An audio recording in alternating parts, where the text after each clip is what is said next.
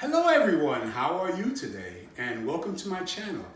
I'm Big John, aka the Fasting Fat Man, aka the Incredible Shrinking Man, aka the under 400 pound man, aka I did not lose my shirt in Atlantic City.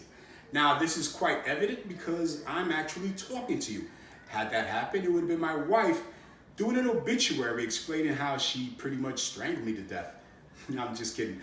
My wife would never admit to strangle me. She probably would set it up so it looked like autoerotic asphyxiation. And what's worse is my mother would back her play saying, yes, my son has always been a perverted person.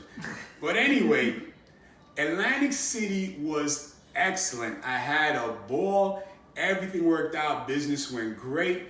While I was out, aside from the clothes, having to buy the clothes and how great that felt, and even in buying the clothes, I couldn't buy the clothes I want because it wouldn't make sense to spend $200 on jeans if I'm only going to wear it for like maybe 2 months as I keep shrinking and shrinking and shrinking. So I would go out, like we went to a lounge one time and there was like a low bench.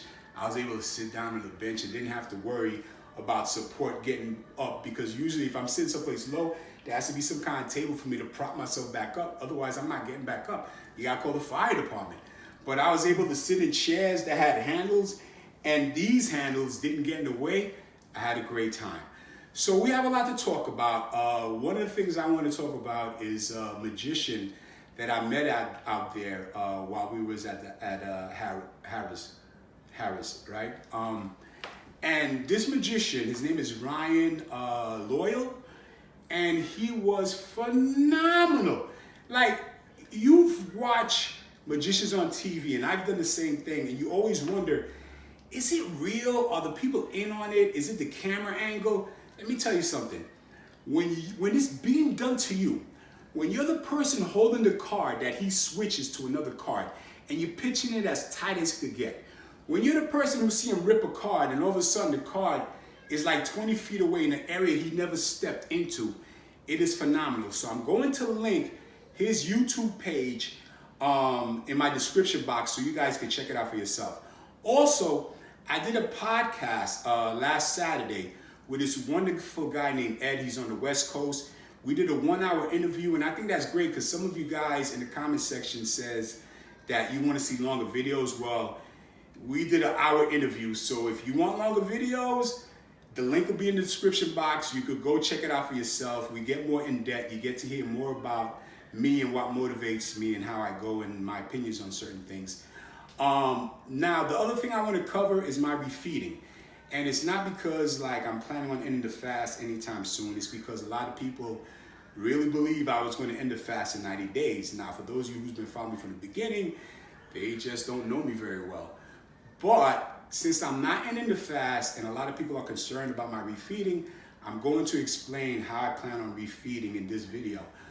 Pretty much I'm going to do it intermittent fasting style. What I mean by that is I'm going to start with an 8-hour window. I'm going to bring it down to 6 and I'm bring it down to 4. The reason I'm refeeding that way is because when I am done fasting, I plan on switching to a keto OMAD regimen. Now, for those of you who don't know, OMAD means 1 meal a day. Now, it's not really 1 meal a day. It's not like I'm just going to have like dinner or breakfast, like just a 700 calorie meal and that's it. 1 meal a day is you're having your breakfast, lunch, and dinner all in one sitting. You know, typically it's 1 hour, so then you're fasting the other 23 hours. Now, because I've been fasting so long, there's no way I could eat 3 meals in 1 hour. So that's why I'm only closing my window down to 4, so that once I get used to eating again and my stomach open up, I could shrink that window down to 3, 2, and then 1, and continue doing OMAD from there. Okay, now as far as the actual refeeding, I plan on starting with bone broth, 4 ounces every 2 hours on that first day. All right, and then from there, I'm going to transition to tomato soup, onion soup, split pea soup. All right, so pretty much it's kind of like the way I've been doing the water fast with the nutritional supplements. I'm pretty much doing liquid, except for like the nutrition is in there and there's some calories. Get my stomach used to calories again. And then from there, I'm going to transition to baby food. That's right. You guys never heard this before, but you're hearing it from me first. Baby food. The reason, very simple. Babies are born without their digestive system working. They pretty much have to start with breast milk, formula, which is the water, and the soup and things like that. Then they go to baby food before they go to solid. So I'm pretty much going to mimic how we get our kids' digestive system working again.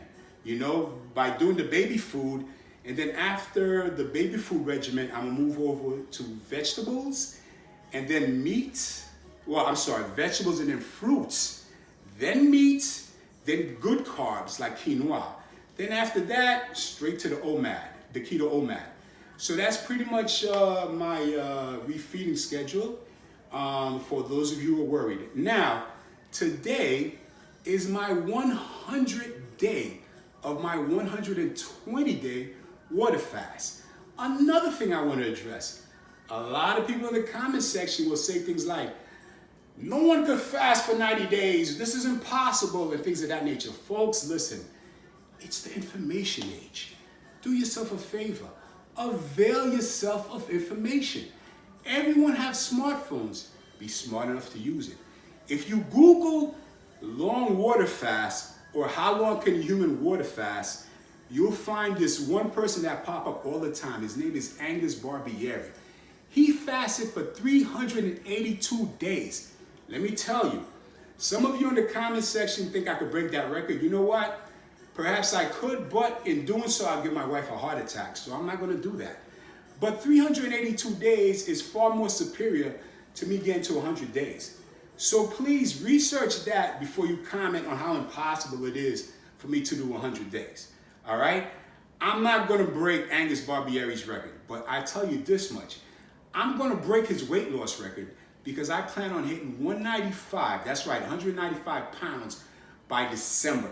Now, I know it sounds ambitious. A lot of people are like, oh my God, 195 pounds by December. He was 530 pounds last December. But let me tell you something. My father used to always tell me, God rest his soul. I miss my father. He used to tell me, you should always shoot for the stars. Because if you fall short, you're going to land on the cloud and still be higher than the earth where you started from. You know, and I've taken that through life. So I am going to hit 195. But anyway, let's weigh myself today on day 100.